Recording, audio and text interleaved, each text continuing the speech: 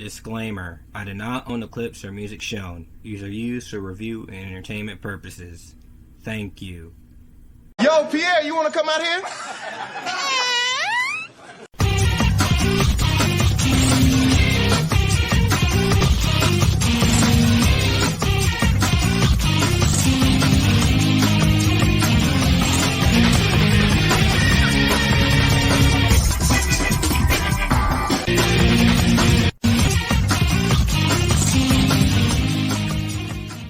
It's me, Camden, on Channel Camden.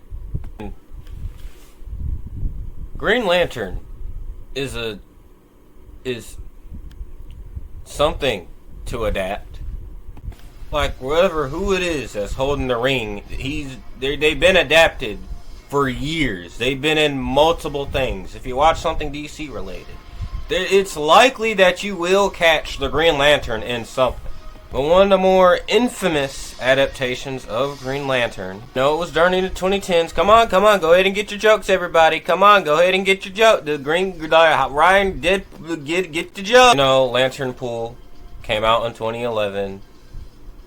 Yeah, and then everyone started joking about Green Lantern for a while. There was a joke in a Lego movie. Ryan Reynolds kept poking fun at him, somewhat to this day. And then he got beat up by parademons at one. Stand back and peep the light show. Green Lantern's got this.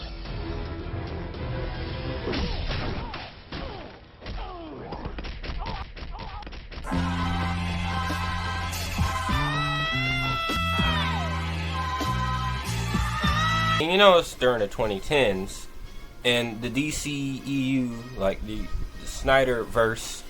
I was a kid and I saw the official Justice League roster and I was like, wait, where's Green Lantern? Where is he? Showing that they were obviously scared of the Green Lantern for some reason when putting him into live action. And when he got teased in the Arrowverse, they did nothing with it. They were scared of, the Green Lantern stuff in general. They were especially scared of Hal Jordan for a random viewer that's watching this while eating dinner. There's something that also came out in the 2010s, and it treated this character with immense respect. Green Lantern, the animated series, or Green Lantern TAS, was a series that came out on Cartoon Network, and it lasted from 2011 to 2012. I'll talk more about that later. And it stars Hal Jordan as he becomes the Green Lantern, and he has his own team with other Lanterns as they fight to save the galaxy. Many love this show and felt like it's really underrated because it's not talked about or homaged enough, which I'll also get more into later. Now, does this show hold up years later? Is it a tough recommend? Let's just jump right in and find out, shall we? Wait a minute. I remember something about this show. It was a Childhood Talks. Part of my... Welcome back to Childhood Talks, where I talk about things that I grew up with. I watched this. I watched it when it was out, and I was like, yo, look! That's the Green Lantern! And it was around the time the movie came out. And I was like, yo, that's really cool. I was really fascinated by how the show looked. And whenever it was on, I immediately sat down and just looked at it. Especially when it came on right near Young Justice or Batman Brave and the Bold. I also watched during that time. Also, I had that guy. I remember having him, and then I lost him, and I was like, yo, where is he? What happened to him? What happened to him? He's probably on he's probably on a worldwide adventure right now, and I just don't know it.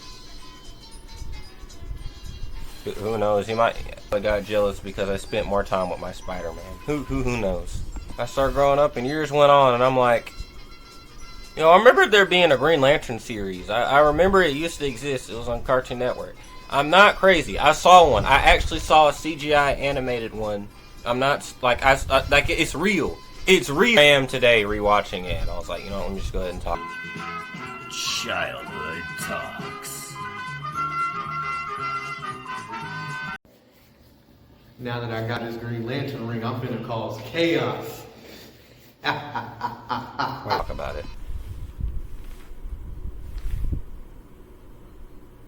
And start off by talking about some of the characters.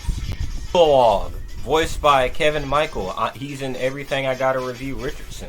And fun fact, he was the Joker at one point.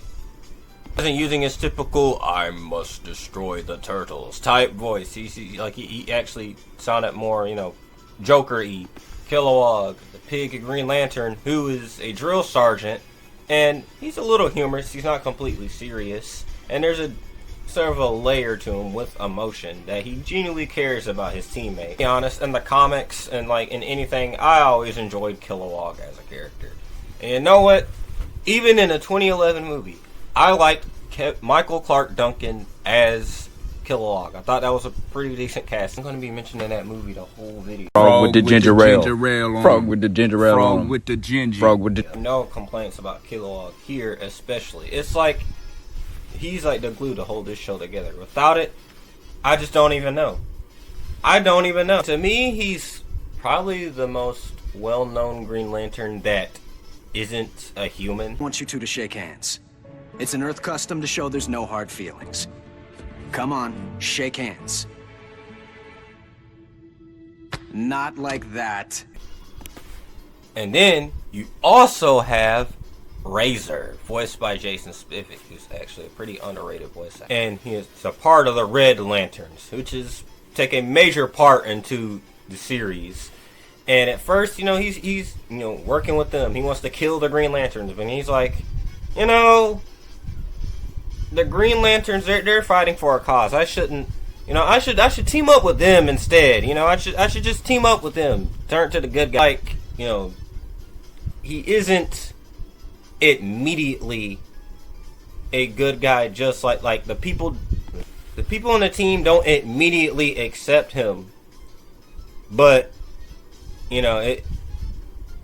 but his redemption isn't as it doesn't take as much time as say Zuko or Kevin 11. This show introduced me to the Red Lanterns, and the lore in this show is spectacular. I love how much of JL.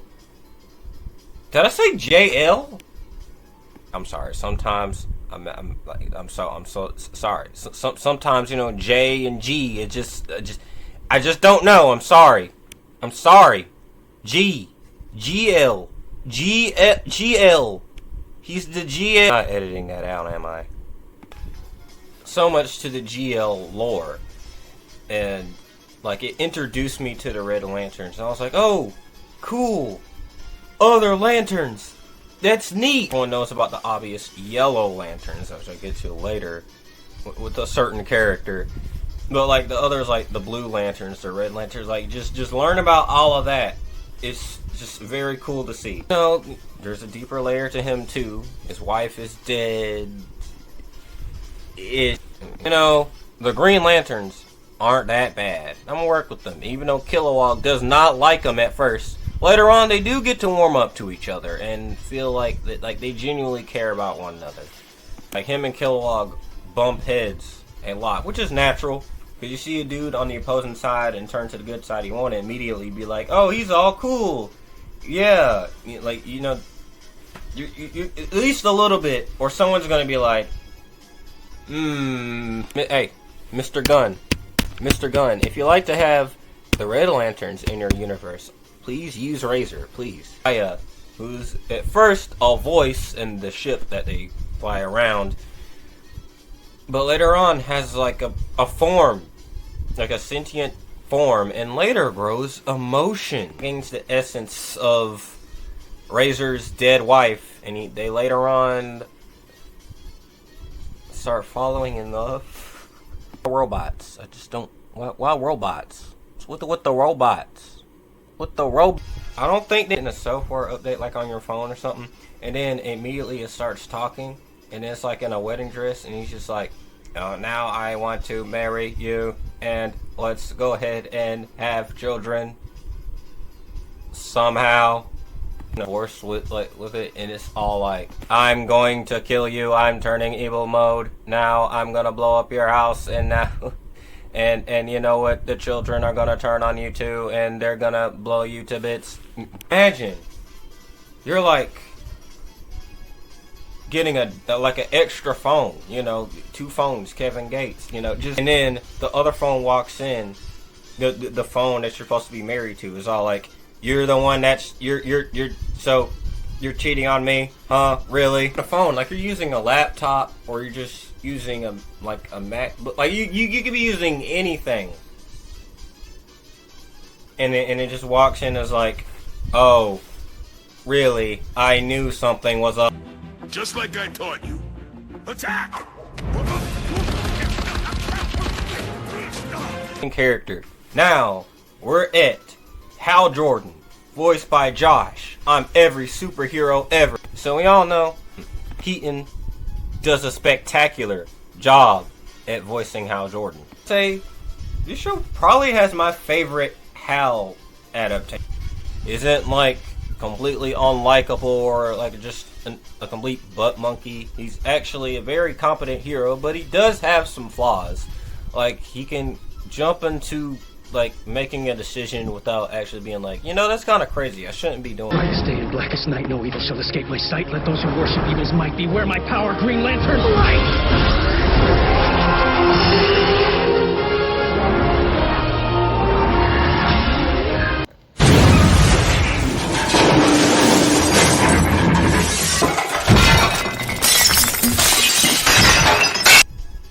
Like how many do you need to be, Josh? Yeah, he also has to be, oh wait, that's not a superhero. Voices the Lantern. Which, you know, Hal, it isn't all punching people and trying to save the galaxy. He also has a certain layer. He's like, sometimes, man, I kind of miss Earth for real. I miss Carol. So, you know, Carol, she later becomes Star Sapphire. I almost said Starfire. Stuff going on with their relationship and everything. And, for like, real quick, can we talk about the look of this show? Like, the designs of the characters are clearly Bruce Timm inspired. Like, they're shaped like Bruce Timm drew them. Because he originally did. He actually had a major part in the show. He was the producer. Which was also kind of cool that this years later that he's producing a show that's not even in his universe. This man's hold on DC is crazy. And sometimes the stuff that he makes is crazy. Hey, Bruce, what you doing, man? Except this time it isn't in 2D. It's straight up in 3D. Like I said, a good bit of the season is focusing on fighting the Red Lanterns. Takes up pretty much half of the season. And like I said, it's really cool to see. It introduces kids to the lore of Green Lantern. And they're like, yo, wow, that's really cool. By Atrocitus, you know, the big Red Lantern leader. He's also voiced by Kevin Michael Richardson, and he's doing that evil, deep voice that we're all used to. And it's really, really neat. I think it's a very strong way to start a Green Lantern show. And we get to see the team get used to Razor, and, you know, at first they kind of butt heads, but later on they're like, you know what, Razor is kind of cool, and we actually care about this guy. They're not just bickering and arguing, like, annoyingly the entire series. It's just natural interaction, and they're like, we're kind of not sure about this guy, but we'll work with him.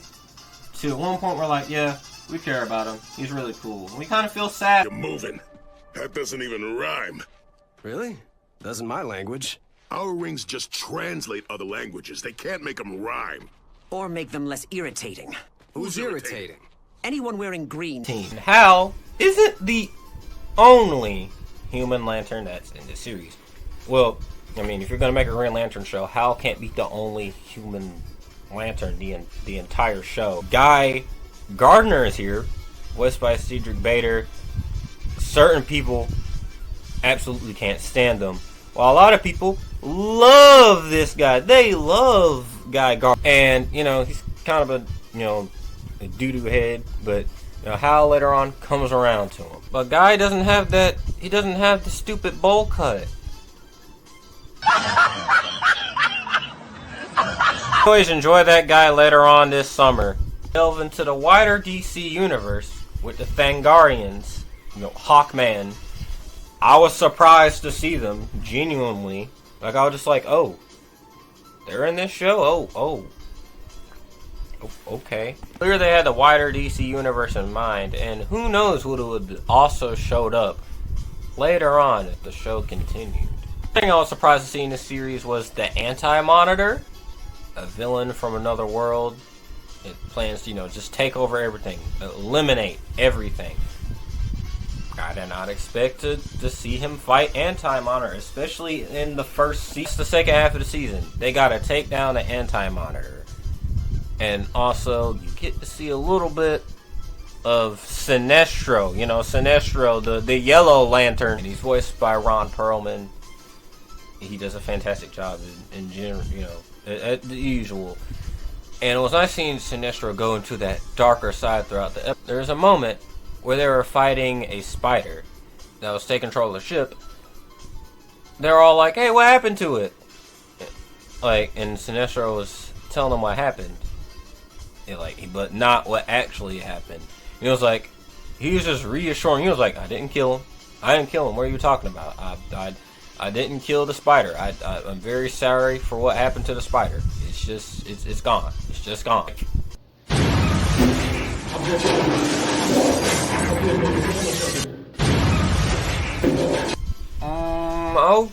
Okay. They were setting that up. They were setting Sinestro to be, the ultimate arch enemy for Hal early on.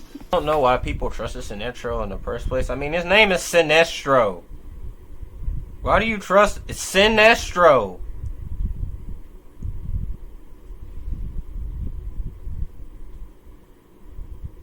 Why would you trust that name? And there's one episode where Hal gets corrupted by the orange, the orange ring. And it's kind of reminding me of a certain storyline from the comics. It's power. All of it. Being corrupted by an alien force.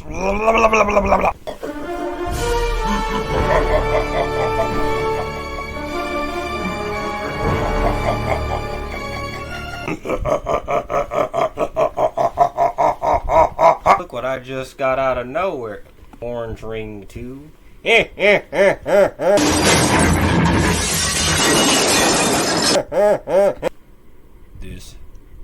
This is absurd.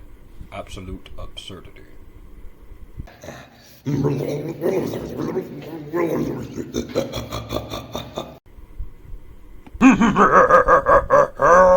That the Anti-Monitor was beaten, Aya loses all of her emotions and becomes evil. And they struggle with having to get her back to the good side or destroying her once and for all. And all of them just deal with that struggle. They're like, man, I'm wreaking havoc and destruction. I can take this off. And especially Razor, he's like, man, I can't believe it. This is what happens when you start talking to a robot.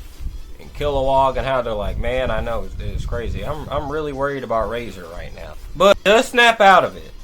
But she goes missing. And Razor goes to look for her. And they go hint at a blue ring. Yeah, I can't wait for season 2.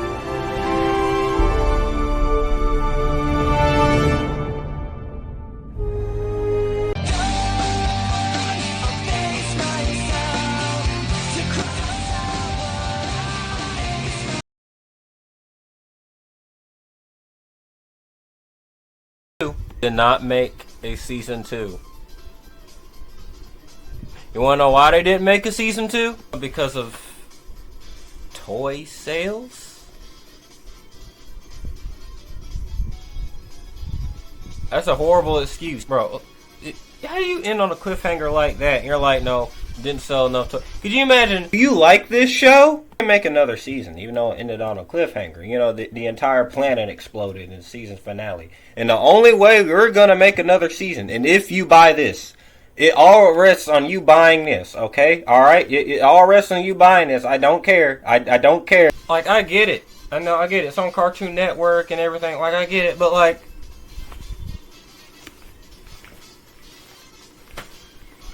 imagine if Ninja Turtles just ended off with the Earth exploding just because not every mom bought their 8-year-old a Casey Jones. It's not the only reason.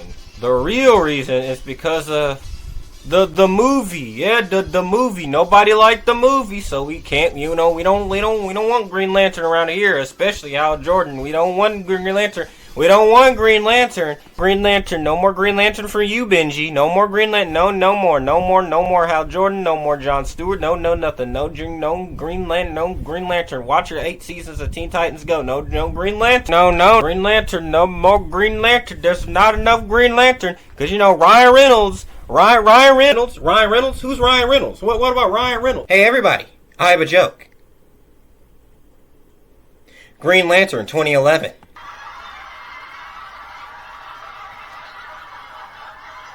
So, did Marvel and DC just had a sudden fetish in the 2010s when it came to canceling their shows and leaving them on a cliffhanger? Especially those that has Josh Keaton in them. But that's it. I'm gonna sit both of you in a room. We need to have a talk. But they did have plans for season 2. Like I said, there's even some concept art where you have Sinestro, Hawkman. What are you wearing, bruh? And upon other things, of course, like we got to see more, Yellow Lanterns in general. We got to see more of an inner conflict with Hal and Sinestro, which would have been so cool to see.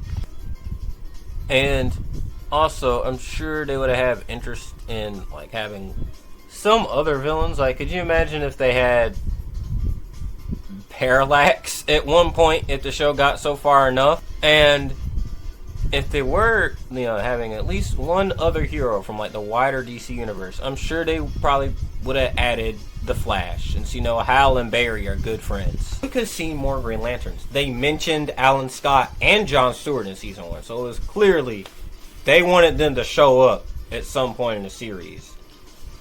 It would have been so cool. They never know. Then we also could see Kyle Rayner as well. Probably when they got to the season 3 mark. I could definitely see them doing it. Hey dog, you get some ice cream? Only a spoonful. It's not the last trace of this series. Firstly, it's not the last time Hal was voiced by Josh Keaton. In Young Justice, we saw Razor look for Aya.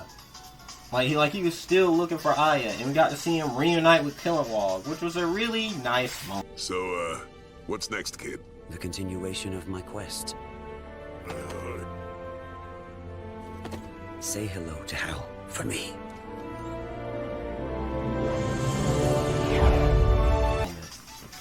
It shows that the creative team still think about this show somewhat.